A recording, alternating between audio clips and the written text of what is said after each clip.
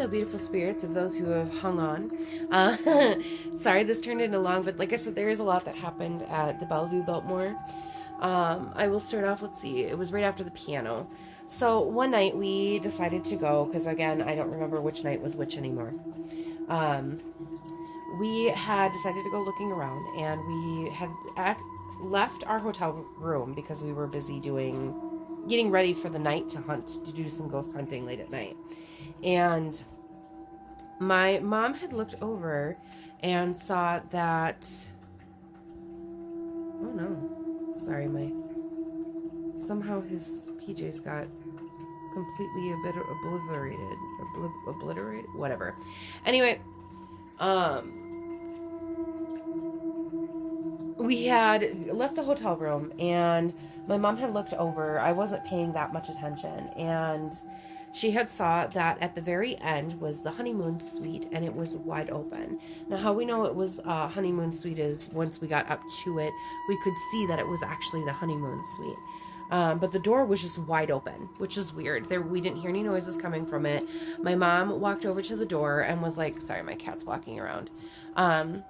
My mom walked over to the door and went, hello, just to see if there was anybody there. She's like, is everybody okay? And there was no answer. So my mom went and kind of peeked her head in and was just like, hello, to make sure, nobody was dead, nobody's dying, everybody's okay. I didn't mention before, but one of my mom's friends was a ER nurse. So she is really good, quick on her feet, to respond and everything like that. And she had noticed that there was no luggage when she went to ask if anybody was okay. That basically the room was untouched. There was nobody there. Nobody had rented that area. And right as we were about to go in, there was this couple, because they had heard us outside, and they were joining, and they were also doing their own little, ghost checking out stuff, like hunting, whatever you want to call it. And they had joined me, my mom, and her two friends. And so it was us and plus the couple. And we had walked in, and we were just looking around, and I know that was naughty, naughty, tisk, tisk, bad, bad, but we're doing some ghost hunting. And for some reason, this door was wide open. So we just we weren't going to touch anything. We just wanted to look inside and see. And while we all, spurred out, my mom and the two people were over by the kitchen. I was over by the balcony, and my mom's friends were kind of near me, but they were in the living room area, which was kind of by the balcony.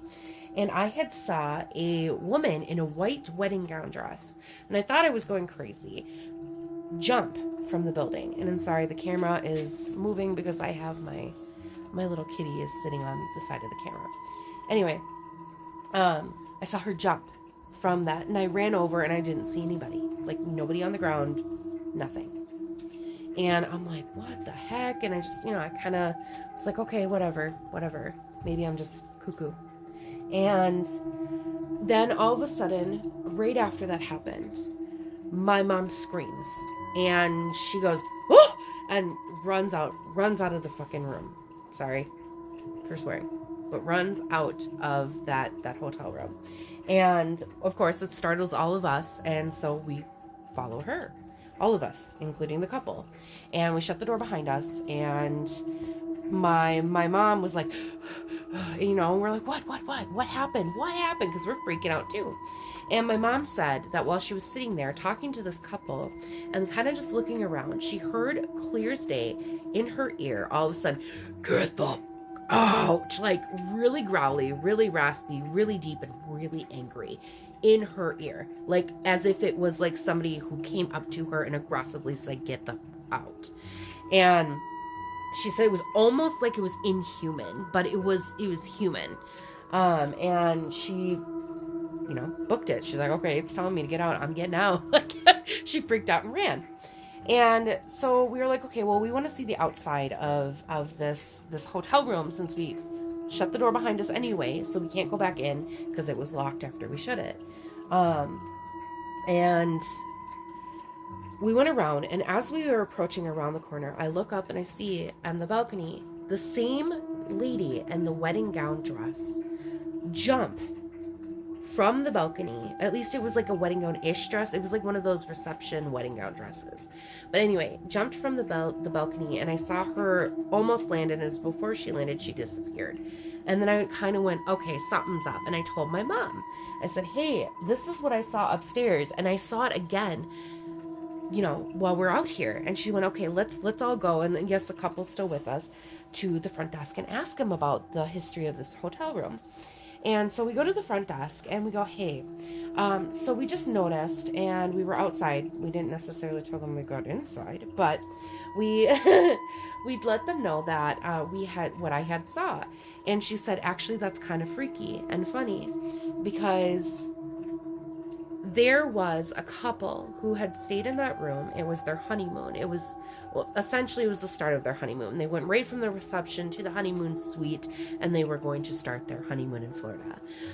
So it was literally the day of, they come back from their reception, and they had noticed that they didn't have any alcohol or enough alcohol or something about alcohol. So they had to go do an alcohol run. So the wife stayed behind, and the wedded wife stayed behind, and the husband had left. When the husband was returning back, on the way back to the hotel, he got into a car accident and died. She found out, getting the call, that her newly husband just passed away. And she was so filled with sadness and broken heart on her wedding day that she jumped. She jumped from there and died. Landed on her neck, just gone. And I went, whoo, like, even now thinking about back to it gives me tingles, through the experience. But yeah, so that actually happened, and unfortunately she was reliving that moment over and over and over again. And there was nothing I could really do about it. I didn't know about helping spirits pass over. My mom was taking courses at the time, and we weren't there to really help. And I don't think my mom really thought about it while we were there. So I kind of wish we could have helped her pass through, so that way she didn't have to suffer. And I'm sure that would have taken a lot more convincing of things as well. But that's what happened. And that was kind of a unique, weird experience. We don't know where that gurgly voice came from. Nobody actually ever told us. And by the way, there might be a part 4, because we're already at 7 minutes in. If you have stuck this long, thank you. Anyway, so when the very first night, because I just remembered the very first night that we were there, and we went to lay down after like walking around and everything like that.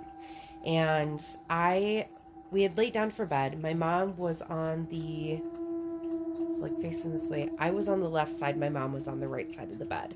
And my mom had fallen asleep, even though we could hear upstairs a ball, like a child's ball, being bounced in the room above us.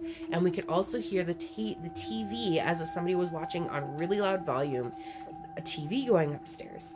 But we still managed to go asleep and pass, because we're like, it's just, they're not hurting us. They're doing nothing to hurt us. So let's just go to sleep.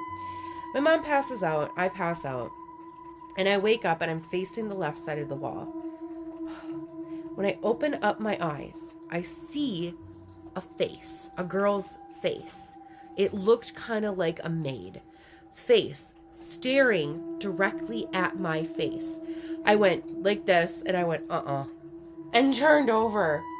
And I was like, oh, hell no, And then all of a sudden, when I turned over, she was standing right there by my freaking mother, like standing there staring at me.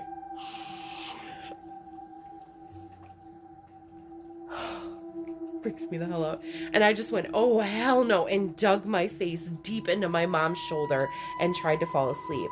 I will tell you, I didn't sleep very well that night. And that freaked the hell out of me. But then even earlier that morning, my mom had said that she had heard like one of the cleaning crew come in to the bedroom. Hold on, I'll do a part 4.